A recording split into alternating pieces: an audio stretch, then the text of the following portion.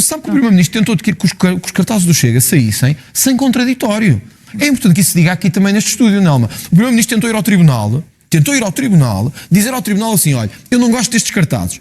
Tirem-nos lá todos da estrada, tirem-nos lá todos do país, sem sequer ouvir o Chega. É importante dizer-se isto. O Primeiro-Ministro de Portugal tentou tirar cartazes de um partido sem ouvir o outro partido. Sim. Calorosas saudações, e André Ventura acaba de fazer uma revelação estrondosa numa entrevista que acaba agora mesmo de dar.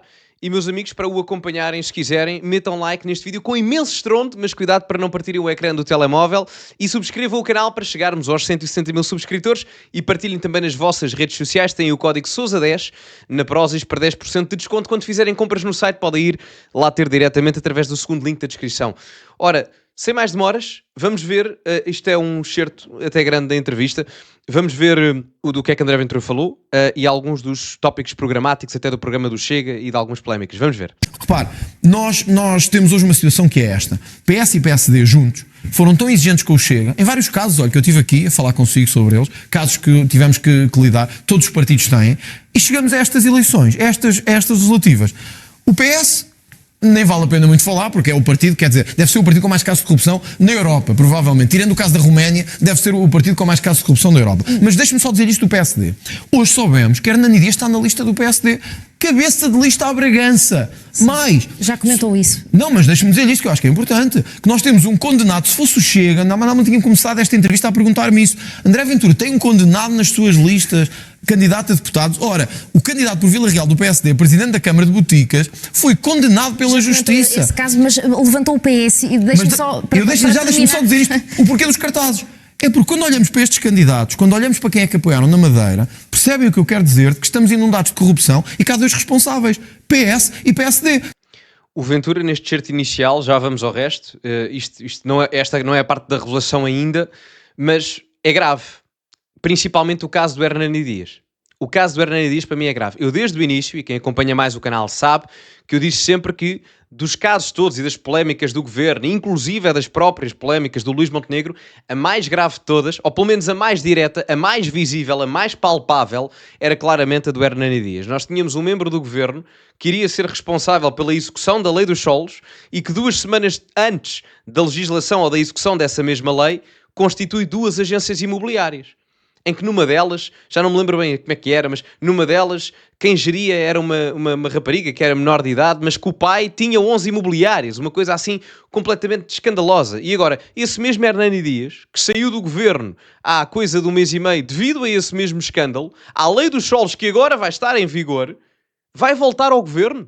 Porque a questão é, se o PSD ganhar as eleições, como muitas sondagens dizem, muito provavelmente o Hernani Dias, seguindo a mesma lógica da última governação, irá parar ao governo novamente. Ou seja, a minha questão aqui é como é que o Luís Montenegro diz conscientemente que quer afastar-se de escândalos de corrupção, de conflitos de interesses, seja o que for, não é? No caso do Hernani Dias é conflitos de interesses. Como é que quer dizer isso depois as suas ações não se repercutem nas suas palavras? Ou melhor, as suas palavras não se repercutem nas suas ações. Portanto, eu acho que isto acaba por ser muito mal jogado. E a questão é só não colocar o Hernani Dias nas listas, que eu honestamente não compreendo porque é que está. Desculpem lá, se o Luís Montenegro é o líder do PSD. E portanto ele é a cara do sistema de corrupção que temos hoje em Portugal. Desculpe lá. Era o que faltava. Quer dizer, sabe que o Primeiro-Ministro tentou que os cartazes do Chega saíssem sem contraditório. É importante que isso se diga aqui também neste estúdio, Nelma. O Primeiro-Ministro tentou ir ao Tribunal, dizer ao Tribunal assim, olha, eu não gosto destes cartazes.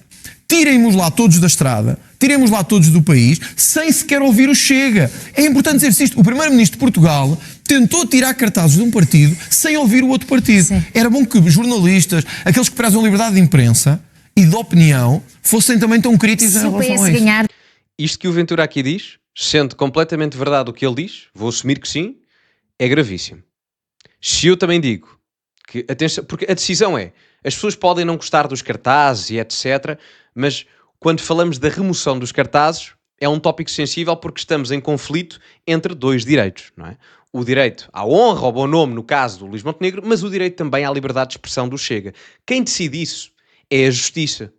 Ora, se é a Justiça que decide isso, não pode ser um Primeiro-Ministro a ditar o que é que a Justiça vai fazer. Isso coloca a separação de poderes em causa, obviamente, e em causa a um nível gravíssimo, porque estamos a falar do chefe do Executivo. Eu não sou propriamente fã daqueles cartazes, muito pelo contrário, volto a frisar, quem me acompanha saberá. Agora, falamos de questões de liberdade de expressão, o juiz, no caso os tribunais, poderão decidir se aquilo efetivamente se consagra dentro daquilo que é a liberdade de expressão política do Chega, ou então a difamação de que Luís Montenegro se queixa. Mas isso é uma decisão do juiz, não uma decisão do Luís Montenegro. Vamos imaginar a situação oposta. Se houvesse um cartaz feito pelo PSD contra o Chega ou o André Ventura, e o André Ventura processava o Luís Montenegro por difamação, uma coisa assim do género. O André Ventura, ou fosse quem fosse do Chega em questão, nunca em nenhuma instância poderia pressionar a justiça para retirar os cartazes, muito menos sem ouvir o contraditório, porque eu acredito na presunção de inocência, e eu acredito também para o lado do Luís Montenegro no seu caso de conflito de interesses. Por isso é que eu não gosto do cartaz do Chega, nesse caso aí, porque no caso Sócrates está acusado de 33 crimes, ou 23 crimes, uma coisa assim do género, o Montenegro não está acusado de nada, não é arguido de nada, nem sequer é formalmente suspeito. Portanto, é apenas um caso mediático, pelo menos ainda vamos ver o futuro. Mas aqui o Ventura tem razão, no sentido da pressão política. Isto é inadmissível do ponto de vista democrático. Isto sendo verdade, o que ele está aqui a dizer, é grave.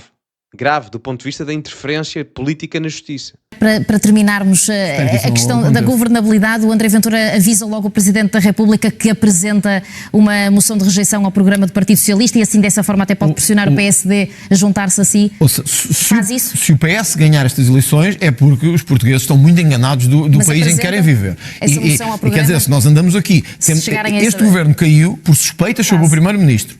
Se para mudar as suspeitas sobre o Primeiro-Ministro metem um Primeiro-Ministro e um partido que tem tantas suspeitas sobre ele como o outro, então eu fico mesmo desapontado. Se acontecer, nós tudo faremos para combater esse governo. E acho que a resposta fica dada com isso. Então é um sim. Tudo faremos para combater um governo do Partido Socialista, isso não tenha dúvidas. Acho que é o pior que poderia acontecer a Portugal neste momento. Se vier esse e outros, e o não viabilizar e o não permitir que orçamentos do Partido Socialista, que vão continuar a distribuir subsídios por toda a gente e aumentar impostos sobre quem trabalha, sejam aplicados. E uma geringonça à direita para já disponível, mas sem Luís Montenegro. Penso que ficou acho que fica claro que a responsabilidade tem que ser dos dois lados. Portanto, se houver uma maioria à direita novamente, Chega e PSD, acho que o eleitorado está a dar o sinal claro de que quer esta maioria, ao contrário do que o PSD quis em 2024, porque não foi responsabilidade nossa, foi responsabilidade do PSD, que não o quis fazer. Portanto, assumimos isso. Agora, se o eleitorado voltar a dar maioria ao Chega e ao PSD, eu acho que, quer dizer, é como disse Miguel Relvas hoje. Miguel Relvas não é do Chega, é do PSD, disse. Quer dizer, que se houver uma nova maioria de direita, então os partidos têm que se entender e dar um governo a Portugal. Eu acho que isto, mais claro que isto, não há. Não é? Eu concordo em parte com o Ventura. Eu sou favorável a um entendimento das direitas por uma simples razão. Eu tento que a minha faca corta direito, não é? Eu tento ser justo, mas eu sou direita, nunca o escondi. Não tenho partido, mas sou direita. A questão é, esta hegemonia de direita, do ponto de vista da hegemonia parlamentar, da quantidade de deputados de direita, de partidos de direita, ou à direita do PS, enfim, considerando que o PSD ser de direita, tem muito que se lhe diga, e mesmo a própria Iniciativa Liberal, mas enfim... independentemente disso tudo, esta hegemonia de direita nunca se viu em Portugal. Nunca se viu. Eu dou-vos um exemplo para percebermos o quão raro e o quão notável isto é. O António Costa, quando teve maioria absoluta em 2022, sozinho conseguiu 120 deputados. A esquerda, toda junta, nessa legislatura de 22 a 24, teve 133 deputados. A direita agora... Embora não haja nenhum partido com maioria absoluta, há mais fragmentação do ponto de vista parlamentar, mas tem 138, o que é notável, porque sem haver nenhum partido com maioria absoluta, a direita consegue ter mais deputados neste momento do que a esquerda toda junta tinha com a maioria absoluta de António Costa. Ou seja, é bom que os líderes de direita em Portugal percebam, e os eleitores também, que há comboios, há TGVs, que só passam uma vez. E é preciso aproveitar isto, sabem? Eu compreendo que os eleitores do Chega, do PSD, da Iniciativa Liberal, não gostem ou dos cartazes do Ventura, ou os do Chega achem que o Montenegro é muito manso, ou que a Iniciativa Liberal de vez em quando faz as manifestações com as bandeiras do arco-íris. Certo, tudo bem. Mas há aqui um problema, que é o país tem que mudar. A malta não tem dinheiro, a malta sente-se insegura quando vai a determinadas ruas no país, e portanto há aqui ideias que... Isto colocada numa espécie de linha musical de uma música dos Dama, aquilo que nos une é mais forte do que aquilo que nos separa. E, portanto, concordarmos que o país precisa de menos esforço fiscal por parte dos contribuintes, maior agilidade fiscal para as empresas e fazermos Portugal uma economia de empreendedores. Percebermos que tem que existir preocupação com a segurança, a criminalidade e regular muitíssimo mais a imigração qualitativamente e quantitativamente. Tudo isto são coisas que de uma forma ou de outra, um bocadinho diferente, um bocadinho igual, o Chega, o PSD e a Iniciativa Liberal concordam. Portanto, sentem-se, conversem e entendam-se. Porque eu volto a frisar. Há TGVs que só passam uma vez na vida. Não o desperdicem. Não é? Enfim, isto é só uma nota. Eu até escrevi sobre isto, para quem tiver curiosidade, deixo só aqui uma à parte. Eu até escrevi sobre isto no meu último artigo do Observador. Eu vou deixar aí um link com o artigo para quem quiser ler. Foi para o ar ontem. Vamos continuar. No ano passado estimava-se que o seu programa custava 5% do PIB, desde logo com a equiparação das pensões mais baixas ao salário mínimo nacional, logo essa custava o mesmo que o orçamento de um ministério inteiro. O que lhe pergunto é se está a trabalhar desta vez para medidas, propostas mais execuíveis. Nós estamos a trabalhar em medidas e propostas que trabalhamos ao longo da legislatura. Vamos apresentar um vasto programa com 30 prioridades. Algumas delas eu já o anunciei aqui. Mas também não lhe digo que há nessas prioridades algumas que continuam a ser as nossas prioridades fundamentais. O aumento das pensões é uma delas, que nós não vamos desistir. Equipará-las ao salário mínimo? Sim, é o nosso objetivo. Nós sempre dissemos que era há 4 anos e que o queríamos fazer há 4 anos. Que não podemos continuar a ter em Portugal pensões de 200 euros e de 300. Portanto, quer dizer, de miserável. Nós queremos caminhar para que haja uma pensão mínima equivalente ao salário mínimo. Agora, esta é uma luta que queremos continuar a travar, porque sentimos que Portugal é um país de salários baixos e de pensões baixas, mas tem que ser um programa execuível. Naturalmente, nós temos que ter responsabilidade de ter um programa que possa ser, face às contas públicas portuguesas, aceitável. Mas quero dizer, nós não descemos o IRC o ano passado sobre as empresas, os impostos sobre as empresas, que o PSD não quis. Ao contrário do que disse o seu ministro, foi o que o PSD não quis. Decidiu aliar-se ao PS, em vez de descerem os 2%, só baixarem 1%. Ao contrário do que fizeram em promessa eleitoral. Ou não, o país que nós não podemos ter é este. Eu aceito a discussão do género. Bom, mas aumentar as pensões vai custar X% do PIB. Ou aumentar os salários dos médicos ou dos professores vai custar X% do PIB. Tudo certo. Temos que ser execuíveis. O que eu não aceito não pode ser porque é muito forte para o produto interno do país. Mas depois não paramos de aumentar os impostos sobre as empresas, sobre as pessoas que trabalham e continuamos todos os anos a aumentar os subsídios que distribuímos sobre quem não faz nada. Quer dizer, então aí as pessoas perguntam-se para onde é que vai o nosso dinheiro? Se pagamos mais impostos, se continuamos a dar subsídios, então porquê é que não podemos aumentar pensões? Então porquê é que não podemos aumentar salários? O Ventura aqui está certo em determinado aspecto. Na parte do despesismo do Estado, concordo plenamente com ele. A parte onde já me gera mais preocupação, que enfim, eu compreendo onde é que ele quer chegar. Aqui só deste ponto de vista, e termina aqui, eu compreendo onde é que ele quer chegar. Só que aplicar estas medidas de despesa pública, ao mesmo tempo que queremos aplicar expansionismo fiscal, ou seja, de redução de impostos, nós podemos criar desequilíbrios de mercado que gerem crises. Na verdade, um desequilíbrio de mercado é uma crise, até a nível de finança pública. Portanto, a questão será mesmo essa, não é? E Portugal já teve problemas e crises geradas através da questão da dívida soberana e com excessivos déficits orçamentais. Essa é a questão, porque mesmo que seja, por exemplo, esta medida das pensões, aplicada há 4 anos, isto envolve uma despesa pública muito grande, muito grande.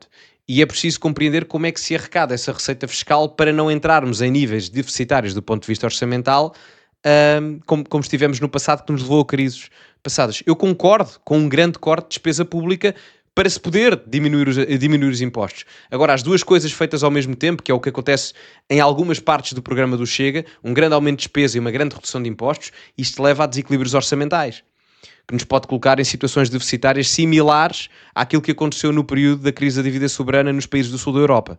E é aí que reside o problema. Não é? Agora, no despesismo do Estado, aí ele tem razão, claro.